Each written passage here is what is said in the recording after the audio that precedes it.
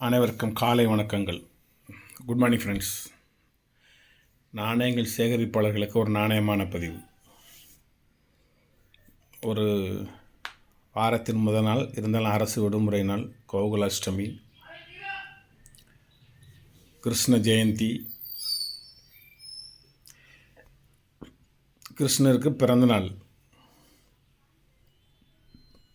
கண்ணனுக்கு, கோகுலனுக்கு, ரங்கமன்னாருக்கு, சீனிவாச பெருமாளுக்கு, வெங்கடேச பெருமாளுக்கு எல்லாமே அவர் ஒருத்தர் தான். கண்ணன் மதுரா, பிறந்த இடம் மதுரா. நான் நேரடியாக மதுராவுக்கே போயிருக்கேன். அவர் பிறந்த இடத்தெல்லாம் பார்த்துருக்கேன். பக்கத்தில் பிருந்தாவனம் அப்படின்னு ஒரு இடம் இருக்குது, அங்கேயும் போய் பார்த்துருக்கோம். அங்கே சுவர் ஃபுல்லாக அந்த மார்பிள் கல் புதைச்சிருப்பாங்க. அந்த கல்லில் அந்த கல்லை அன்பளிப்பாக கொடுத்தவங்களுடைய பேரையும் பொறிச்சிருப்பாங்க. தரையிலே நடக்க முடியாது, தரை ஃபுல்லாக மார்பிள் கல் புதைத்திருப்பார்கள் அல்லது பதித்திருப்பார்கள். அந்த கல்லை அந்த கல்லை பரிசீலித்தவர்களுடைய அன்பளிப்பாக கொடுத்தவருடைய பெயர்களையும் பொறித்திருப்பார்கள். நம்ம அதுக்கு மேலே நடந்து போகிறதுக்கு கொஞ்சம் கஷ்டமாக இருந்துச்சு. சுவரில் பதித்த கற்களில் பெயரை பொறிப்பது கூட நாகரிகம் என்று சொல்ல முடியாது, ஒரு நினைவு இருக்கலாம். தரையில் பதிக்கின்ற கல்லிலேயும் அவர்களது பெயரை பொறித்து அதன் மேல் நடந்து செல்லும் பொழுது சிறிது மனசு கஷ்டமாக இருந்துச்சு. அந்தளவுக்கு அவங்க நிறைய பேர் அங்கே அன்பளிப்பாக கொடுத்துருக்காங்க. கோயில் ஃபுல்லாகவே அப்படி தான் இருக்குது. பிருந்தாவனத்துலேயும் அப்படி தான் இருந்துச்சு. மதுராவில் அந்தளவுக்கு இல்லை, கொஞ்சம் கொஞ்சம் தான் இருந்துச்சு. நிறைய படிகள், ஒரு 25-30 படிகள் ஏறி போய் அப்படியே அந்த சாமியை தரிசனம் பண்ணிவிட்டு கீழே இறங்கி அவர் பிறந்த இடத்தையும் பார்த்தோம். அந்த கோவில் சுவரும் பக்கத்தில் ஒரு மிகப்பெரிய ஒரு பள்ளிவாசல்.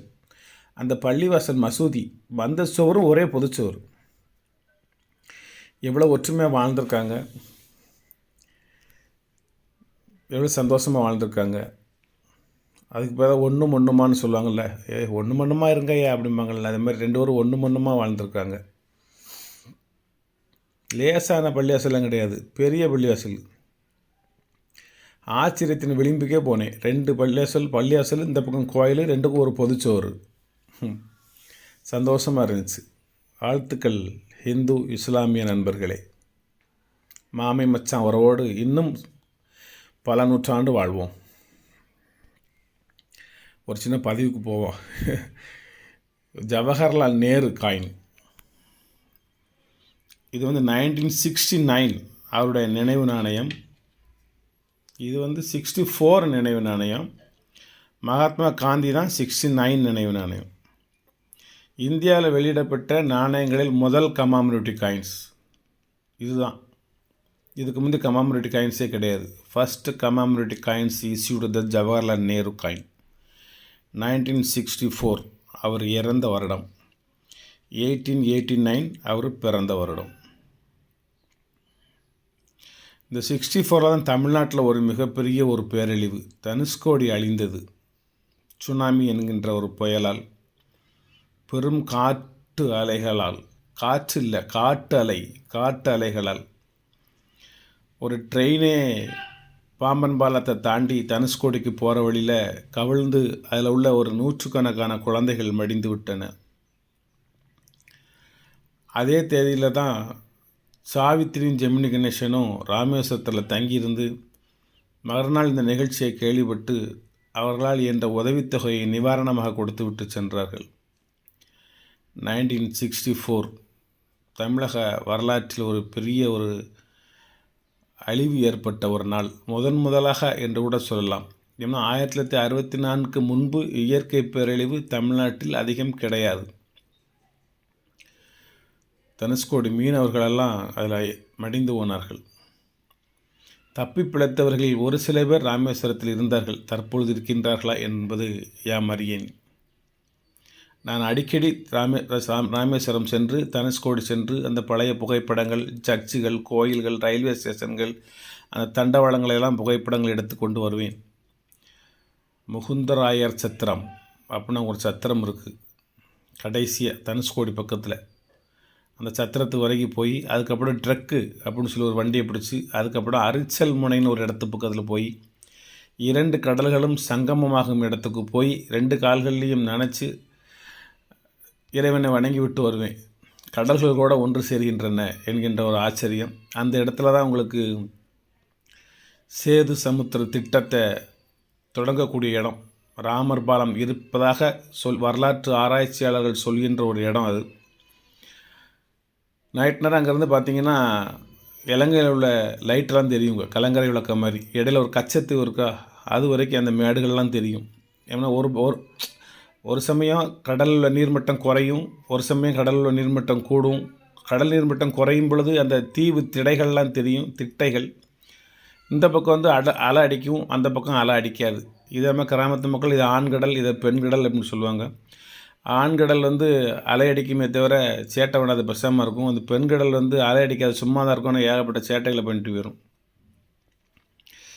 ஜவஹர்லால் நேரு காயின். எல்லாருமே சரித்திரம் எழுதினாங்க, சுயசரிதை கூட நிறைய பேர் எழுதினாங்க. கவிஞர் கண்ணதாசன் கூட சுயசரிதை எழுதினார், மகாத்மா கூட சுயசரிதை எழுதினார். ஆனால் இவர் உவே சாமிநாத ஐயர் அவர் சுயசரிதை எழுதினார். நிறைய பேர் சுயசரிதை எழுதினாங்க. இவர் எழுத சரிதைக்கு பேர் என்ன தெரியுமா? சரிதை என்றால் சரித்திரம். இவர் எழுதின சரித்திர புக்கு பேர் உலக சரித்திரம், வேர்ல்டு ஹிஸ்ட்ரி அப்படிங்கிற ஒரு புத்தகத்தை எழுதியவர் யாருன்னு கேட்டால் ஜவஹர்லால் நேரு. இந்த பதவி பார்க்குறவங்க, என்னுடைய குரல்களை கேட்டுக்கொண்டு இருக்கிறவங்க, நாளைக்கு ஏதேனும் ஒரு கொஸ்டினில் ஒரு குரூப் 1 குரூப் 2 அல்லது டிஎன்பிஎஸ்சி அல்லது யூபிஎஸ்சி அல்லது எந்த எக்ஸாம் நீங்கள் எழுதினாலும் உலக சரித்திரம் என்ற நூலை எழுதியவர் யார் அப்படின்னு ஒரு கொஸ்டின் கேட்டாங்கன்னா நீங்கள் வந்து தயங்காமல் ஜவஹர்லால் நேரு என்று சொல்லலாம். மோதிலால் நேருவின் மகன் பிரியதர்ஷினி என்கின்ற இந்திரா காந்தியினுடைய தந்தையார்.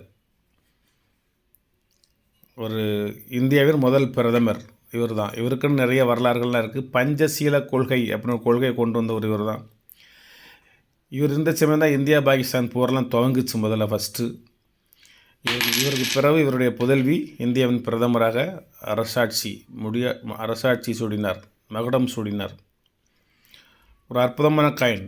இந்தியா நியூமிஸ்மேட்டிக்ஸ் காயின் கலெக்ஷனில் first issued the commemorative coins Jawaharlal Nehru coin. இதுதான் இந்தியாவிலே முதலாக வெளியிடப்பட்ட ஒரு நினைவு நாணயம். இதுதான் நம்ம கைகளில் கொஞ்சம் சாதாரணமாக கிடைக்கிறதுனாலேயே என்னமோ இதனுக்கு மதிப்பு செலவுகள் கொடுக்க மாட்டாங்க.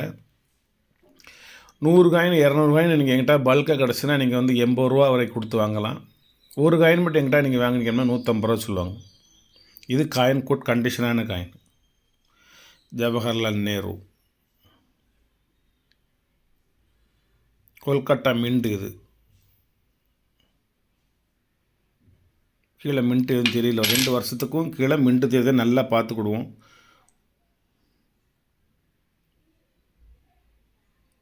எந்த மின்ட்டுமே கீழே இல்லை, கொல்கட்டா மின்ட். இது ஒரு அற்புதமான ஒரு நினைவு இன்னைக்கு ஜவஹர்லால் நேருவை பற்றி. அந்த ஜவஹர்லால் நேரு காயினை இது வந்து ஹிந்தியில் வெளியிட்டிருப்பாங்க. ஜவஹர்லால் நேரு அப்படின்னு ஹிந்தியில் எழுதி வெளியிட்டிருப்பாங்க. இது கொஞ்சம் நார்மலாக கிடைக்குது, ஆனால் கொஞ்சம் ரிஸ்க் எடுத்தால் தான் இது கிடைக்குது. ரொம்ப அலைஞ்சு திரிஞ்சு தான் இதை வாங்க வேண்டியிருக்கு. மும்பை மின்ட்டு. இந்த மின்ட்டு இருக்குது, இந்த 50 கிலோ மின்ட்டு இருக்குது, மும்பை மின்ட்டு. அதுக்கடுத்து அதே நாணயத்தையே ஆங்கிலத்தில் எழுதி வெளியிட்டாங்க. இது கொஞ்சம் நான் விபூதி வச்சு தேய்க்கலை, கிடைச்சது மாதிரி அப்படி எடுத்து வைக்கிறேன். இதை விட குட் கண்டிஷனான காயின் நம்மகிட்ட இருக்குது. பதிவு காயின் ஒன்று தேடி எடுத்து வச்சுருக்கோம். இது மும்பை மின்ட்டு தான், ஒரு அற்புதமான ஒரு நாணயம். இது ஆங்கிலத்தில், இது கொஞ்சம் டிமாண்ட் காயின்.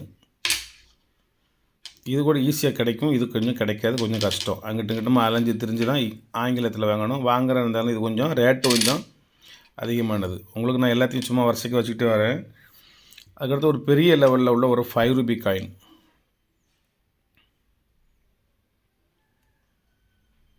மின்ட்டு கீழே இருக்கும்போது என்ன மின்ட்டுன்னு பார்த்துக்கோங்க. இது வந்து 1989 ஹைதராபாத் மின்ட்டு. இது எல்லாம் கண்டிஷனான பெரிய காயின், 10 கிராமுக்கு மேலே இருக்கும். அதுக்கப்புறம் அதே மாடலில் ஒரு 1 ரூபி காயின். இதுவும் அது 1989 தான். நொய்டா மின்ட் மாதிரியே இருக்கா? நொய்டா மின்ட்டுனா ரேட் அதிகம் இதில். ஆனால் இது மும்பை மின்ட்டு தான். மும்பை மின்ட்டில் ஹைதராபாத் மின்ட்டு நல்லா தெளிவாக தெரியுது. இதே இதில் நொய்டா மின்ட்டாக இருந்தால் விலை கொஞ்சம் அதிகமாக இருக்கும். நொய்டா மின்ட்டை எப்படி கண்டுபிடிக்கிறது? மும்பை மின்ட்டும் நொய்டா மின்ட்டும் ஒரே மாதிரி தெரியுது, எப்படி கண்டுபிடிக்கிறது அப்படின்னு கேட்டிங்கன்னா, நொய்டா மின்ட்டில் வந்து இந்த செக்யூரிட்டி எட்ஜ் வந்து இந்த மாதிரி இருக்காது. அது வந்து ரீடட் எட்ஜாக இருக்கும். இந்த மாதிரி கிராஸாக லைனாக போகுமோ அது மாதிரி ரீடட் எட்ஜாக இருந்தால் தான் அது வந்து 1989 நொய்டா மின்ட்டு. மற்றது எல்லாமே மும்பை, ஹைதராபாத்து அல்லது கல்கட்டாவாக இருக்கும். இது வந்து ஹைதராபாத் மின்ட். லேட்டாக வந்த ஒரு யூஎன்சி காயின் இருக்கும். லேட்டஸ்ட்டாக வந்த யூஎன்சி காயின் ஒரு ஜவஹர்லால் நேருக்குள்ளது தான்.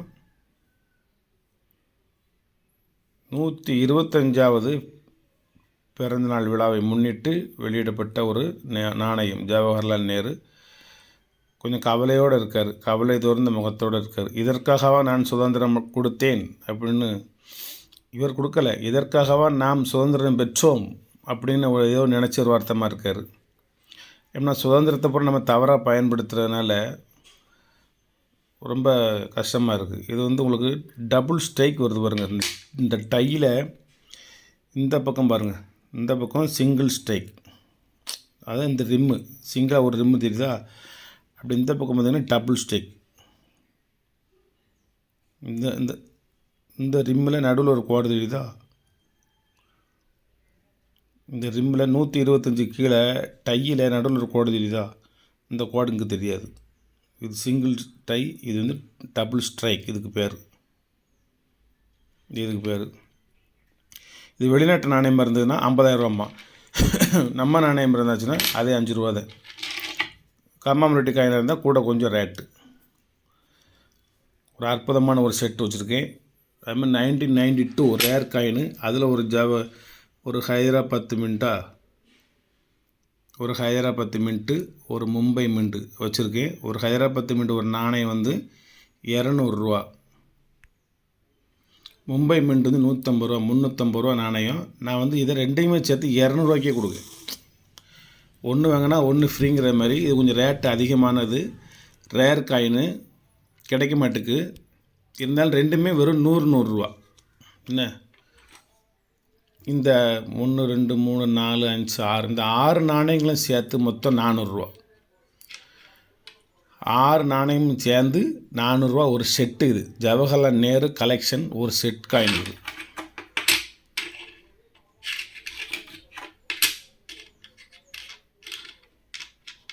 ஒரு அற்புதமான ஒரு கலெக்ஷன். நீட்டான இதில் வந்து வேறு ஜவஹர்லால் நேரு காயின் கிடையாது. நாணயங்களில் ஜவஹர்லால் நேரு உருவம் பொறிக்கப்பட்ட வேறு நாணயங்கள் கிடையாது. இது ஒரு செட்டு தான். இந்த 6 விதமான நாணயங்களை தான் வெளியிட்டாங்க. இதை வாங்கி நீங்கள் ஒரு செட்டு வாங்கி ஃபோல்டருன்னா 6 ஃபோல்டர் சேர்த்து இணைச்சி விட்டுருதேன். நீங்கள் ஃபோல்டர் போட்டு ரேட்லாம் போட்டு மின்ட்லாம் எழுதி உங்கள்கிட்ட ஆல்பத்தில் வச்சுக்கோங்க. வணக்கம், வாழ்த்துக்கள். சப்ஸ்கிரைப் பண்ணுங்கள், ஷேர் பண்ணுங்கள், லைக் பண்ணுங்கள், கமெண்ட் பண்ணுங்கள். இன்றைய பொழுது அனைவருக்கும் இனியதொரு பொழுதாக அமைவதற்காக இறைவனிடம் வேண்டிக் கொள்கின்றேன்.